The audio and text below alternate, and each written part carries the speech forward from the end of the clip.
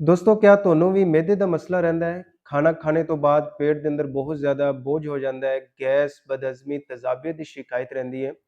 ਔਰ ਇਸੇ ਤਰ੍ਹਾਂ ਤੁਹਾਨੂੰ ਬਹੁਤ ਜ਼ਿਆਦਾ ਪੁਰਾਣੀ ਕਬਜ਼ ਦਾ ਮਸਲਾ ਹੈ ਔਰ ਉਸ ਵਜ੍ਹਾ ਤੋਂ ਤੁਹਾਡਾ ਪੇਟ ਅੱਛੀ ਤਰ੍ਹਾਂ ਸਾਫ਼ ਨਹੀਂ ਹੁੰਦਾ। ਤੁਹਾਨੂੰ ਬਾਰ-ਬਾਰ ਪਖਾਨੇ ਦੀ ਹਾਜਤ ਹੁੰਦੀ ਰਹਿੰਦੀ ਹੈ ਔਰ ਇਸੇ ਤਰ੍ਹਾਂ ਤੁਹਾਨੂੰ ਗੈਸ, ਬਦਹਜ਼ਮੀ ਔਰ ਮਿਹਦੇ ਦੇ ਮਸਾਇਲ ਦੀ ਵਜ੍ਹਾ ਤੋਂ ਮਿਜ਼ਾਜ ਦੇ ਅੰਦਰ ਬਹੁਤ ਜ਼ਿਆਦਾ ਚਿੜਚਿੜਾਪਨ, ਬਦਮਿਜ਼ਾਜੀ ਹੋ ਚੁੱਕੀ ਹੈ। ਬਹੁਤ ਜ਼ਿਆਦਾ ਗੁੱਸਾ ਆਉਂਦਾ ਹੈ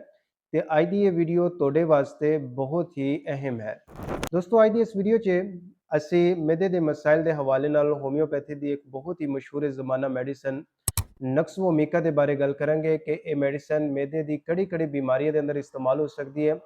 ਇਸ ਮੈਡੀਸਨ ਨੂੰ ਇਸਤੇਮਾਲ ਕਰਨ ਦਾ ਸਹੀ ਤਰੀਕਾਕਾਰ ਕੀ ਹੈ, ਕਿਸ ਪੋਟੈਂਸੀ ਦੇ ਅੰਦਰ, ਕਿਤਨੀ ਡੋਜ਼ ਦੇ ਅੰਦਰ ਔਰ ਕਿਤਨੇ ਦਿਨ ਤੱਕ ਇਸ ਮੈਡੀਸਨ ਨੂੰ ਇਸਤੇਮਾਲ ਕਰਨਾ ਚਾਹੀਦਾ ਹੈ ਜਿਸ ਨਾਲ ਮਿਹਦੇ ਦੇ तमाम ਮਸਾਇਲ ਜਿਹੜੇ ਨੇ ਉਹ ਮੁਸਤਕਿਲ ਤੌਰ ਤੇ ਠੀਕ ਹੋ ਸਕਦੇ ਨੇ।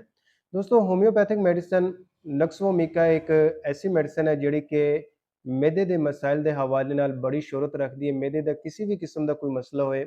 ਮਿਹਦੇ ਦੇ ਅੰਦਰ ਸੋਜ਼ਿਸ਼ ਹੋ ਚੁੱਕੀ ਹੈ ਔਰ ਉਸ ਦੀ ਵਜ੍ਹਾ ਤੋਂ ਜਿਹੜਾ ਹੈ ਗੈਸ, ਬਦਹਜ਼ਮੀ, ਤੇਜ਼ਾਬੀਅਤ ਦੀ ਸ਼ਿਕਾਇਤ ਰਹਿੰਦੀ ਹੈ ਜਾਂ ਇਸੇ ਤਰ੍ਹਾਂ एच पैलोरी इन्फेक्शन की वजह तो मैदे के अंदर जख्म हो चुके हैं, बहुत ज़्यादा पेट के अंदर गैस बन जाती है, तेजाबियत बहुत ज़्यादा रही है, खुराक की नाली के अंदर बहुत ज़्यादा जलन होने लग जाती है, बद मिजाज, बद जायका, डिकारा आंदियां रहिंदियां ने और इसी तरह जिहड़ा है खाना खाण नूं बिल्कुल दिल नहीं करता, जिहड़ी भुख है वो बहुत ज़्यादा डिस्टर्ब हो चुकी है और इसी तरह मूँह का जायका जिहड़ा है वो बहुत ज़्यादा खराब रहिंदा है। ਇਹਨਾਂ तमाम ਮਸਾਇਲ ਦੇ ਅੰਦਰ ਜਿਹੜੀ ਮੈਡੀਸਨ ਹੈ ਨਕਸ ਵੋਮੀਕਾ ਇਹ ਬਹੁਤ ਹੀ ਇਫੈਕਟਿਵਲੀ ਕੰਮ ਕਰਦੀ ਹੈ। ਦੋਸਤੋ ਇਸ ਮੈਡੀਸਨ ਦੀ ਜਿਹੜੀਆਂ ਖਾਸ ਅਲਾਮਤ ਨੇ, ਇਹ ਮੈਡੀਸਨ ਖਾਸ ਤੌਰ ਤੇ ਮਿਹਦੇ ਦੇ ਐਸੇ ਮਰੀਜ਼ ਜਿਹੜੇ ਕਿ ਬਹੁਤ ਜ਼ਿਆਦਾ ਹੋਟਲ ਵਾਲਾ ਖਾਣਾ ਖਾਂਦੇ ਨੇ, ਤੇਜ਼ ਮਿਰਚ ਮਸਾਲੇ ਵਾਲੇ ਬਹੁਤ ਜ਼ਿਆਦਾ ਖਾਣੇ ਖਾਂਦੇ ਨੇ ਔਰ ਉਸ ਦੀ ਵਜ੍ਹਾ ਤੋਂ ਅਗਰ ਉਹਨਾਂ ਨੂੰ ਮਿਹਦੇ ਦੇ ਮਸਾਇਲ ਰਹਿੰਦੇ ਨੇ, ਗੈਸ, ਬਦਹਜ਼ਮੀ ਦੀ ਸ਼ਿਕਾਇਤ ਰਹਿੰਦੀ ਹੈ ਔਰ ਇਸੇ ਤਰ੍ਹਾਂ ਜਿਹੜਾ ਹੈ ਉਹਨਾਂ ਦੀ ਭੁੱਖ ਜਿਹੜੀ ਹੈ ਉਹ ਬਹੁਤ ਜ਼ਿਆਦਾ ਮੁਤਾਸਰ ਹੋ ਚੁੱਕੀ ਹੈ, ਖੁਰਾਕ ਦੀ ਨਾਲੀ ਦੇ ਅੰਦਰ ਮੁਸਲਸਲ ਜਲਨ ਰਹਿੰਦੀ ਹੈ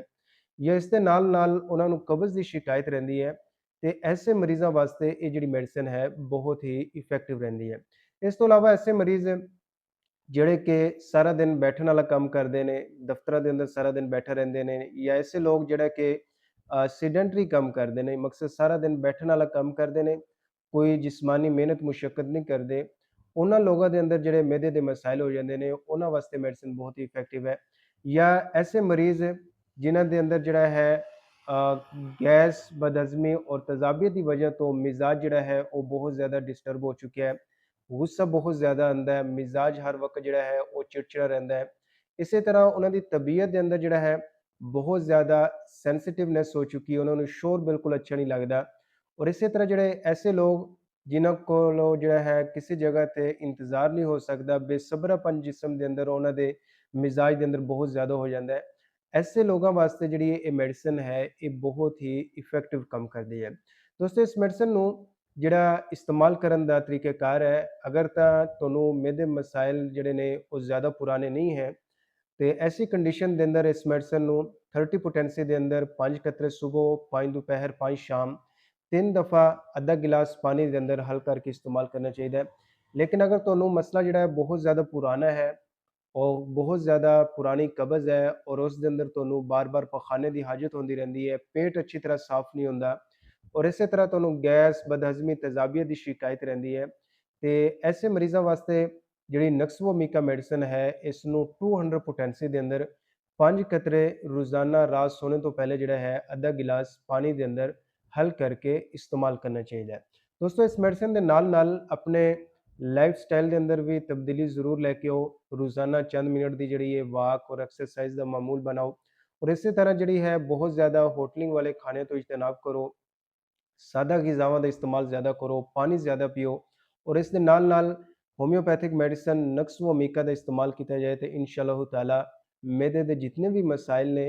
वो मुस्तकिल तौर ਤੇ ठीक हो जाएंगे। ਦੋਸਤੋ ਇਸ ਮੈਡੀਸਨ ਦੀ ਡੋਜ਼ ਔਰ ਪੋਟੈਂਸੀ ਜਿਹੜੀ ਹੈ ਹਰ ਮਰੀਜ਼ ਦੀ ਕੰਡੀਸ਼ਨ ਔਰ ਉਮਰ ਦੇ ਮੁਤਾਬਿਕ ਮੁਖਤਲਿਫ ਵੀ ਹੋ ਸਕਦੀ ਹੈ। ਇਸ ਵਾਸਤੇ ਤੁਸੀਂ ਮੈਨੂੰ ਕਮੈਂਟ ਸੈਕਸ਼ਨ ਦੇ ਅੰਦਰ ਆਪਣੀ ਏਜ, ਆਪਣਾ ਵਜ਼ਨ, ਆਪਣੀ ਮਰਜ਼ ਦੀ ਹਕੀਕਤ ਦੱਸ ਸਕਦੇ ਹੋ, ਮੈਂ ਉਸ ਦੇ ਮੁਤਾਬਿਕ ਤੁਹਾਨੂੰ ਇਸ ਮੈਡੀਸਨ ਦੀ ਡੋਜ਼ ਔਰ ਪੋਟੈਂਸੀ ਦੇ ਬਾਰੇ ਵੀ ਗਾਈਡ ਕਰ ਦਾਂਗਾ। ਇਸ ਤੋਂ ਇਲਾਵਾ ਇਸ ਮੈਡੀਸਨ ਦੇ ਬਾਰੇ ਤੁਹਾਡਾ ਕੋਈ ਵੀ ਸਵਾਲ ਹੋਏ ਤੁਸੀਂ ਕਮੈਂਟ ਸੈਕਸ਼ਨ ਦੇ ਅੰਦਰ ਜ਼ਰੂਰ ਪੁੱਛ ਸਕਦੇ ਹੋ, ਇਨਸ਼ਾਅੱਲਾਹ ਤਾਲਾ ਮੈਂ ਉਸ ਦਾ ਜਵਾਬ ਦੇਣ ਦੀ ਪੂਰੀ ਕੋਸ਼ਿਸ਼ ਕਰਾਂਗਾ। ਦੋਸਤੋ ਇਸ ਮੈਡੀਸਿਨ ਤੋਂ ਇਲਾਵਾ ਵੀ ਹੋਮਿਓਪੈਥੀ ਦੇ ਅੰਦਰ ਕਈ ਸਾਰੀ ਮੈਡੀਸਿਨ ਨੇ। ਅਗਰ ਤੁਹਾਨੂੰ ਮਿਹਦੇ ਦਾ ਕੋਈ ਵੀ ਮਸਲਾ ਮਸਾਇਲ ਹੈ ਤੇ ਉਸ ਵਾਸਤੇ ਤੁਸੀਂ ਇਸ ਮੈਡੀਸਿਨ ਨੂੰ ਇਸਤੇਮਾਲ ਕਰਨ ਤੋਂ ਪਹਿਲੇ ਆਪਣੇ ਕਰੀਬੀ ਹੋਮਿਓਪੈਥ ਡਾਕਟਰ ਨਾਲ ਮਸ਼ਵਰਾ ਜ਼ਰੂਰ ਲਓ। ਔਰ ਅਗਰ ਤੁਸੀਂ ਆਪਣੀ ਸਿਹਤ ਦੇ ਹਵਾਲੇ ਨਾਲ ਮਿਹਦੇ ਦੇ ਕਿਸੇ ਮਸਲੇ ਮਸਾਇਲ ਦੇ ਹਵਾਲੇ ਨਾਲ ਮੇਰੇ ਨਾਲ ਕੋਈ ਮਸ਼ਵਰਾ ਲੈਣਾ ਚਾਹੋ ਤੇ ਤੁਸੀਂ ਇਸ WhatsApp ਨੰਬਰ ਤੇ ਮੇਰੇ ਨਾਲ ਰਾਬਤਾ ਕਰ ਸਕਦੇ ਹੋ। ਆਪਣੀ ਸਿਹਤ ਦਾ ਬਹੁਤ ਸਾਰਾ ਖਿਆਲ ਰੱਖੋ।